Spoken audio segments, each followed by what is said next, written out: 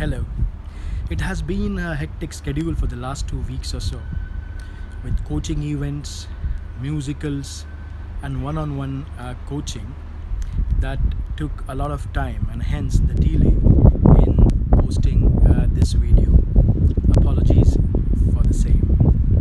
So, when Selma, my client, of course, name changed, first moved from Singapore and relocated here, something very exciting happened.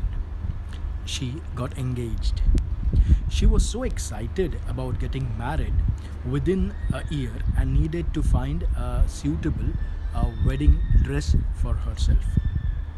She was enchanted by the Xiangsam, a sleek Chinese styled dress with a high collar and a silhouette hugging shape.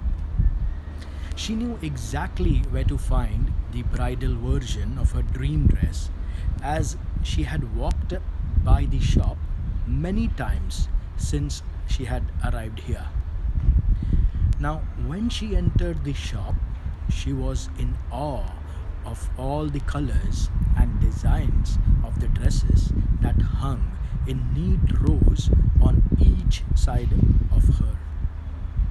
But she had her sight set and was only interested in the white gowns which were at the back of the store. So she went ahead and looked uh, for those white gowns, and she heard a voice. "We don't have your size," said the shopkeeper. Now, the man's voice cut sharply through the quiet store, and Selma turned to see where this voice was coming from. "We don't have your size," he repeated. Now, Selma was a bit confused. What does he mean he doesn't have her size? Or how can that be possible? "I have just walked into the store," she said. "How could he know what my size was?" And Selma seemed to be a lot more confused. The shopkeeper further said, "We don't carry dresses that big," he said, gesturing to her Selma's body and then to the door. Now, shocked and saddened by the abrupt dismissal from this shop, Selma left her head hung low, and her hopes of a perfect wedding dress dashed completely in that store. At that point, she weighed around 60 to 65 kgs on 169 centimeter. That's approximately 5.6 kind of a frame. She wasn't very fat, but she wasn't thin either. Selma soon found another place to make a dress to fit her size. But the experience that the shop haunted her unconsciously. Before she got married, Selma lost around 8 to 10 kgs, and in her final fitting for the wedding dress, the seamstress had to be taken in by an inch. Something, she said, that had never happened before to her. Now, in her mind, she was losing weight to fit in. She was comparing herself to the slender Asian woman around her and back in Singapore where she came from.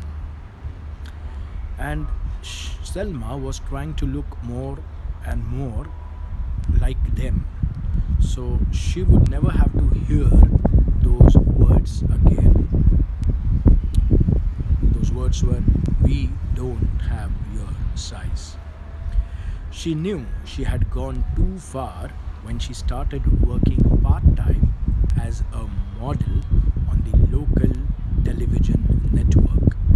And one of her clients said to her, "You look like a normal person on television, but you are so thin in person."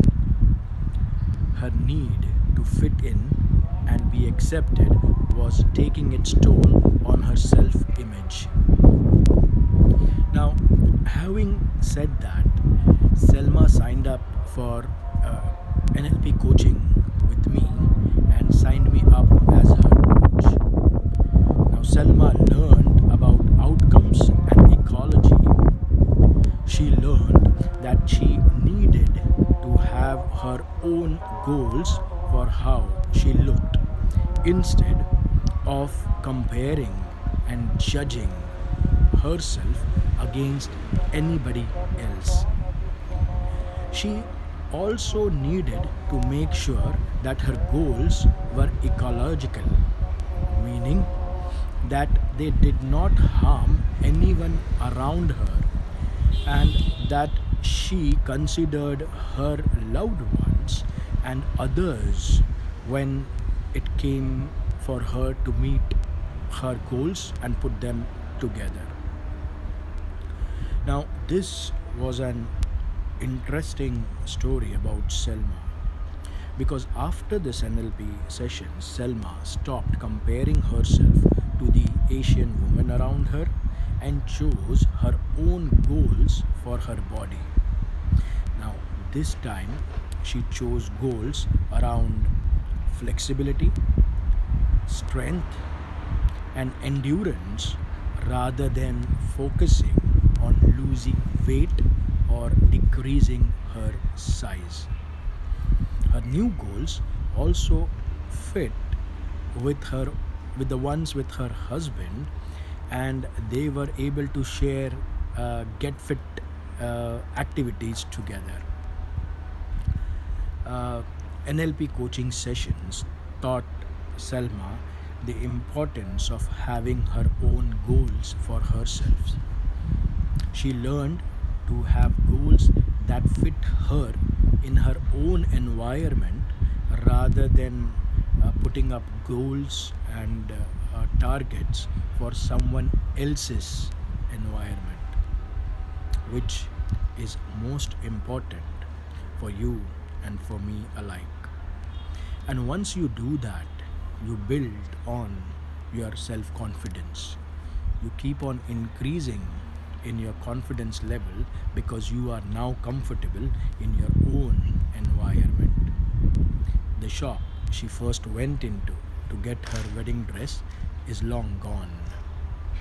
The memory of that day serves her now as a good story about how she used to be and how she has changed through NLP coaching.